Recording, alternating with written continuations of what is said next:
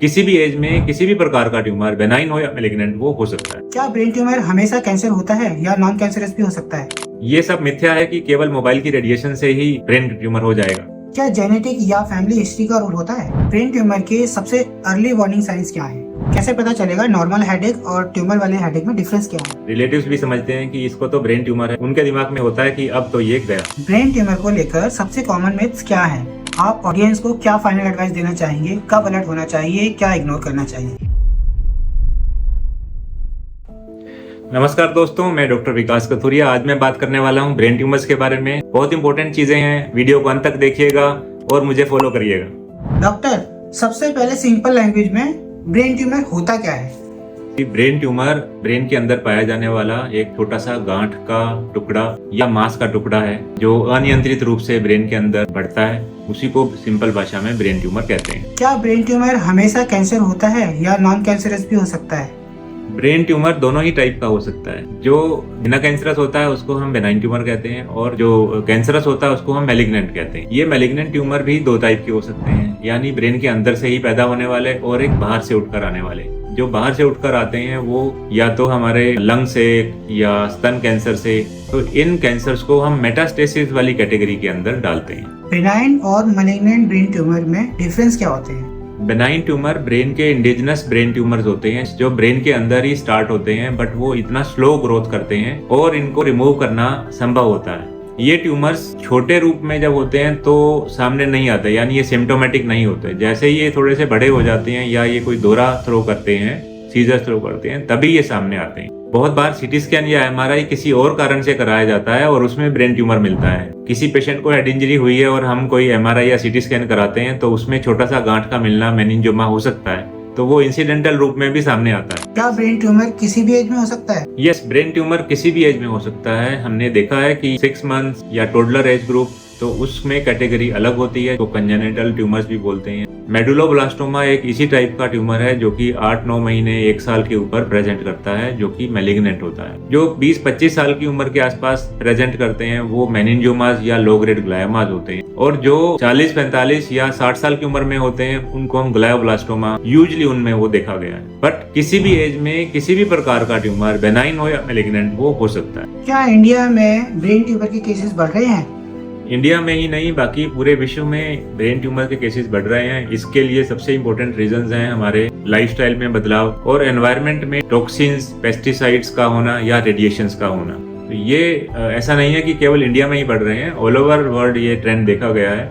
But due to availability of CT scan and MRI freely अब diagnose तेजी से हो रहे हैं, सो हमें डर लगता है कि इंडिया में तेजी से बढ़ रहा है। ब्रेन ट्यूमर होने के मेन कॉजेज क्या होते हैं? जैसे मैंने अभी बताया, ब्रेन ट्यूमर के causes lifestyle, stress, radiations, chronic कोई इन्फ्लेमेटरी डिजीज चल रही है, ये सारी चीजें जो हैं ये म्यूटेशंस पैदा करती हैं और फिर ब्रेन ट्यूमर होता है। कोई भी कारण अभी तक, चाहे वो मोबाइल की रेडिएशन हो या कोई और रेडिएशन हो, डायरेक्ट रूप में ब्रेन ट्यूमर करती है ऐसा बिल्कुल भी नहीं देखा गया। तो ये सब मिथ्या है कि ये पेशेंट या ये पर्सन जो है ज्यादा मोबाइल यूज करता था तो इसीलिए उनको कैंसर हो गया, या इनको 4 सीटी स्कैन कराने पड़ गए तो कैंसर हो गया। But yes, these are the things which hamper the repair of the brain tissue. कोई गांठ तभी बनती है जब उसमें म्यूटेशन होती है, और उस म्यूटेशन को खत्म करने के लिए हमारी बॉडी की इम्यूनिटी ही सबसे इम्पोर्टेंट है। क्या मोबाइल यूज रेडिएशन से ब्रेन ट्यूमर का रिस्क बढ़ता है? जैसे मैंने अभी बताया, ये रिस्क बढ़ भी सकता है या स्टेगनेंट भी रह सकता है। ये सब मिथ्या है कि केवल मोबाइल की रेडिएशन से ही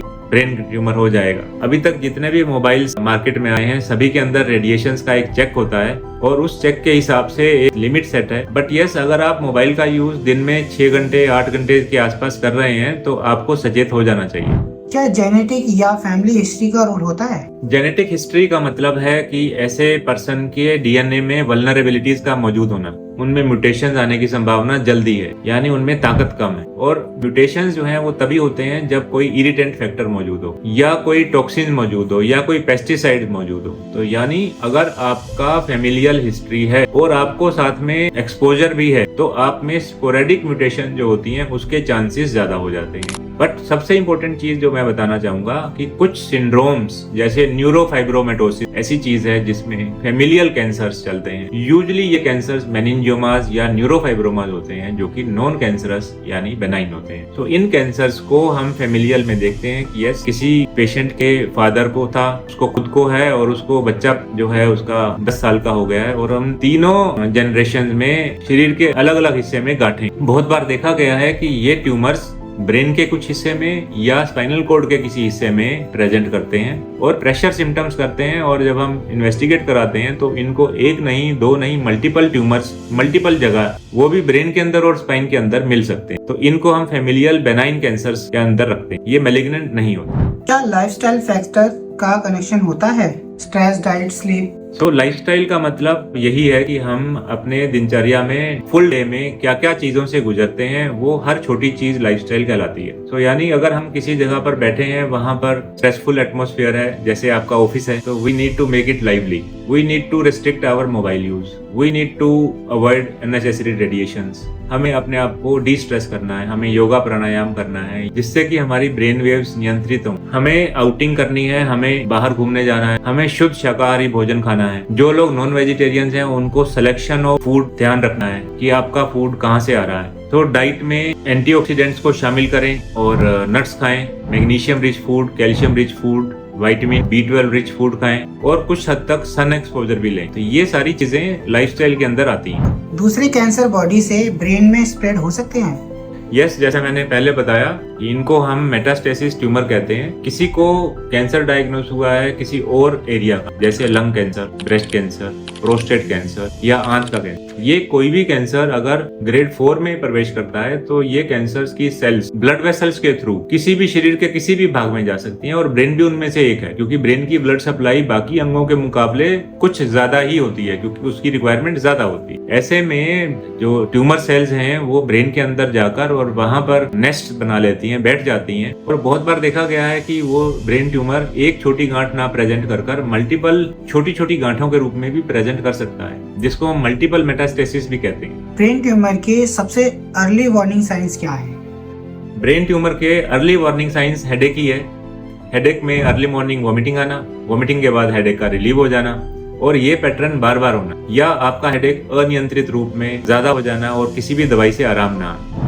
मॉर्निंग हेडेक इतना इम्पोर्टेंट सिम्टम क्यों माना जाता है? मॉर्निंग हेडेक क्यों होता है पहले इसको जानेंगे, क्योंकि मॉर्निंग हेडेक का मतलब है जब हम सोकर उठते हैं तो हमारे ब्रेन का प्रेशर बाकी टाइम के मुकाबले ज्यादा होता है और ये ब्रेन ट्यूमर ब्रेन के किसी भी पार्ट में प्रेशर डालता है और वीनस रिटर्न को कम कर सकता है और हमारे जो वोमिटिंग सेंटर्स हैं उनको एक्टिवेट कर सकता है। ये एक्टिवेशन सबसे ज्यादा मॉर्निंग में ही होती है, इसीलिए ये brain tumour early morning headaches with vomiting के साथ प्रेजेंट करता है। कैसे पता चलेगा नॉर्मल हेडेक और ट्यूमर वाले हेडेक में डिफरेंस क्या है? नॉर्मल हेडेक आम दिनों की तरह किसी को भी हो सकता है। वो सिंपल गोली सेरिडोन या कोई और गोली या डोलो या पैरासिटामोल से आराम आ सकता है। बट अगर किसी को सिम्टम्स इसी टाइप के आ रहे हैं और वो दवाइयाँ दूसरी बीमारी का हम दे देते हैं, या जब तक पेशेंट का डायग्नोज नहीं होता और हम पेशेंट को दवाई देते हैं कि यस सेरिडोन ले लीजिए, नेक्सडोम ले लीजिए या कुछ ऐसी दवाइयाँ ले लीजिए जो कि कॉमनली हेडेक्स में दी जाती हैं और आपको उस दवाई से जरा भी फर्क नहीं पड़ा है और आपको वोमिटिंग भी बंद नहीं हुआ है, तो यही फर्क है कि ये नॉर्मल हेडेक नहीं है। कौन से सिम्टम्स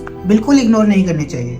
जो सिम्टम्स ब्रेन के प्रेशर से बनकर बाहर आए हैं, यानी आपके चलने में दिक्कत करना, आपके सुनने में दिक्कत करना, बोलने में दिक्कत होना, एक हाथ और एक पैर का वीकनेस आ जाना या कोई दौरा आ जाना, ये स्पेसिफिक सिम्टम्स हैं जिनको हमें कभी इग्नोर नहीं करना। क्या ब्रेन ट्यूमर से पर्सनालिटी या बिहेवियर में बदलाव आ सकता है? ब्रेन ट्यूमर अगर ब्रेन के उस हिस्से में हो जहां पर इमोशंस कंट्रोल होती हैं, जैसे लिम्बिक सिस्टम, थैलेमिक एरिया, तो वो ब्रेन ट्यूमर ना तो आपको दौरा करेगा, ना ही आपके सुनने समझने की शक्ति में कम करेगा। वो आपको स्लो वे में डिप्रेशन या मूड डिसऑर्डर्स के रूप में सामने आ सकता है। यानी एक बार तो स्क्रीनिंग MRI ब्रेन तो कराना बनता ही है अगर हमारे को ये इंसिडियस वे में, अचानक वे में हमारे मूड में चेंजेस आने शुरू हुए हैं जिसके पीछे कोई रीजन समझ में नहीं आए हैं, तो हमें स्क्रीनिंग के रूप में MRI या CT स्कैन कराना चाहिए। अगर किसी को डाउट हो तो सबसे पहले कौन सा टेस्ट करवाना चाहिए? There are 2 types of investigation, CT scan and MRI. जो सीटी स्कैन होता है वो हर किलोमीटर पर 2 किलोमीटर पर इंडिया में मौजूद है, बट एमआरआई की सेंटर्स की संख्या कम है। सो अगर हमें डायग्नोस्टिक इन्वेस्टिगेशन ऑफ चॉइस पूछा जाए तो no doubt MRI is better than CT scan, but हम इनिशियल या शुरुआत जो है वो सीटी स्कैन से कर सकते हैं। और सीटी स्कैन में अगर कोई गांठ नहीं आती है तो इसका मतलब ये नहीं है कि उसको ब्रेन ट्यूमर नहीं है। कुछ गांठें जैसे अरेक्नोइड सिस्ट, एपिडर्मोइड सिस्ट या कोई और इस टाइप की गांठें अगर वो स्मॉल है, ब्रेन के किसी डीपर एरिया में स्थित है, तो वो गांठ केवल एमआरआई में ही आएगी, सीटी स्कैन में वो दिखाई नहीं देगी, यानी हम मिस कर सकते हैं। इसलिए MRI is better choice. Diagnosis के बाद नेक्स्ट स्टेप क्या होना चाहिए? जब मरीज का डायग्नोसिस बन जाता है कि ये ब्रेन ट्यूमर से ग्रस्त है, तो हमें सबसे पहले उसकी फिल्म को एनालाइज करते हैं। कभी कभी हम उसकी सीडी, एमआरआई की सीडी या सीटी स्कैन की सीडी को एनालाइज करते हैं, देखते हैं कि क्या हमें और इन्वेस्टिगेशन की जरूरत है, क्या ब्रेन ट्यूमर इस श्रेणी में आता है कि वो कैंसरस है या मैलिग्नेंट है, तो हम एमआर स्पेक्ट्रोस्कोपी एडवाइस करते हैं। एमआरआई की मल्टीपल सीक्वेंसेस आजकल आ गई हैं, तो अगर हमें स्पेशल सीक्वेंसेस कुछ करानी है तो वो हम कराते हैं। और उसके बाद प्लानिंग करते हैं सर्जरी की। इस प्लानिंग में फंक्शनल एमआरआई और ट्रैक्टोग्राफी भी शामिल। ट्रैक्टोग्राफी के थ्रू हमें ये मालूम पड़ता है कि ब्रेन ट्यूमर ने किस किस फाइबर को किस दिशा में मोड़ा हुआ है। तो हमें ब्रेन ट्यूमर को निकालते समय न्यूरो नेविगेशन के थ्रू हमें ये मालूम पड़ता है कि यस, हमें इस रूट से जाना चाहिए और दूसरे रूट को अवॉइड करना चाहिए। यानी सर्जरी की success using neuro navigation, using tractography, using your spectroscopy, ये सारी चीजें अगर हम करते हैं तो सर्जरी की सक्सेस काफी हद तक बढ़ जाती है। क्या बायोप्सी हर केस में जरूरी है? बायोप्सी हर केसेस में जरूरी नहीं है। जैसे कोई ट्यूमर सरफेस ट्यूमर है और अगर वो सरफेस पे ही है तो और हमें मालूम है कि यस, ये ट्यूमर नॉन कैंसरस है, ये ट्यूमर बेनाइन है, इसको इजीली निकाला जा सकता है, क्योंकि हमें स्कल ओपन करने के बाद, ड्यूरा ओपन करने के बाद ब्रेन के अंदर डेप्थ में नहीं घुसना है। हमें सिर्फ और सिर्फ बाहर से जो ट्यूमर है जो ब्रेन को प्रेशर कर रहा है, तो there is a plane around it, so we have to remove it complete. तो ऐसे में बायोप्सी की कोई जरूरत नहीं होती है और हम सीधा ही ट्यूमर को निकाल देते हैं। तो जब डायग्नोज हो जाता है कि ब्रेन ट्यूमर है, तो सबसे पहले तो हम ये देखते हैं कि ये ब्रेन के किस एरिया में स्थित है, नंबर 1। नंबर 2, ये कितनी बड़ी है। नंबर 3, ये हमें बेनाइन लग रही है या मैलिग्नेंट लग रही है। अगर ट्यूमर छोटा है और हमें वो बेनाइन लग रहा है, फॉर एग्जांपल मेनिंजियोमा है, आपके सीपी एंगल एरिया में लग रहा है, तो हम उसको ऑब्जर्व करते हैं। या अगर हमें लगता है कि यस, ये ट्यूमर सिम्टम्स पैदा कर रहा है, तो हम उसको गामा नाइफ से रिमूव कर सकते हैं। और अगर वो ट्यूमर ब्रेन के डेप्थ वाले एरिया में स्थित है, जैसे थैलेमिक एरिया में स्थित है, जो कि ब्रेन का सेंटर वाला एरिया माना जाता है, उस जगह पर अगर हमें सर्जरी ना करके अगर हम नीडल के थ्रू उसमें बायोप्सी करते हैं, तो काफी हद तक हमें उसकी श्रेणी ग्रेड 1, ग्रेड 2, ग्रेड 4 के रूप में हमें सामने आती है। और इसके बाद हमें कीमोथेरेपी के थ्रू वो उसका इलाज हो जाता है। और अगर वो ट्यूमर निकलता है, यानी वो ऐसा ट्यूमर निकलता है जिसको केवल सर्जरी से निकाला जा सकता है, तो हम वेल प्लान तरीके से उस डेप्थ वाले ट्यूमर को, अगर वो बड़ा है तो हम उसको निकाल सकते हैं। अगर वो छोटा है तो हम उसमें डायरेक्ट रेडिएशन भी दे सकते हैं। कब सर्जरी जरूरी होती है?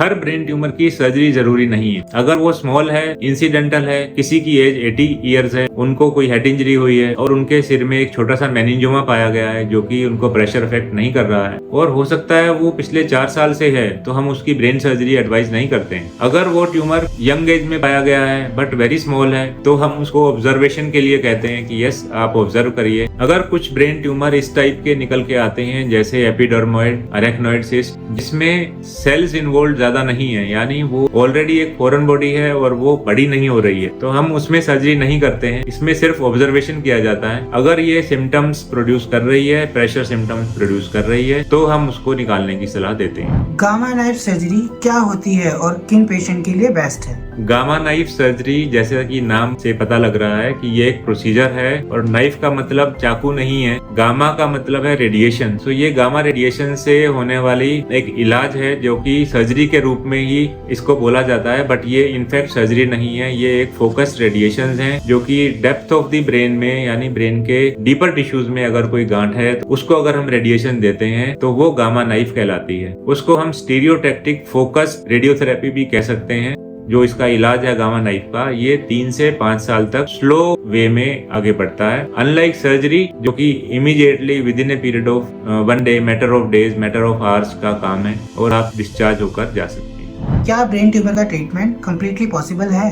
कुछ ब्रेन ट्यूमर्स जो बेनाइन होते हैं, एक बार सर्जरी कर दी तो कंप्लीट क्योर माना जाता है। उस क्योरिंग के अंदर भी स्कोरिंग होती है कि क्या हमने वाइड मार्जिन से उस ट्यूमर को निकाल दिया है, तो वो कभी नहीं होगा। इस बात में प्रमाणिकता है, जिसको हम सिम्पटम्स ग्रेड 0 कहते हैं।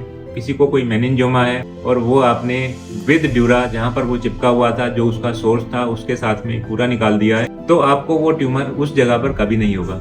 यानी ब्रेन ट्यूमर का इलाज 100% पॉसिबल है, प्रोवाइडेड वो बेनाइन ट्यूमर हो, वेल डिफाइंड हो और उसके सोर्स को भी निकाला जाए। फिर आता है कुछ ऐसे ट्यूमर जो कि बेनाइन ही है बट पूरे नहीं निकाले जा सकते, बट फिर भी जो है वो बड़े नहीं होंगे, जैसे एपिडर्मोइड ट्यूमर, डर्मोइड ट्यूमर या अरेक्नोइड सिस्ट, तो उसके अंदर भी रिकरेंसेस के चांसेस कम है। ग्लायोब्लास्टोमा जैसे ट्यूमर बार बार निकालने के बाद फिर से हो जाते हैं, बट ये मौका नहीं देते। With in a period of 2 months ये फिर से जितने पहले थे उतने ही बड़े हो सकते हैं, क्योंकि इनकी रेट ऑफ ग्रोथ काफी ज्यादा होती है और इनको निकालने के लिए हम कई बार सेकंड सर्जरी भी करते हैं। डिस्पाइट रेडिएशंस ये फिर से ग्रो कर सकते हैं। सर्जरी के बाद रिकवरी में कितना टाइम लगता है?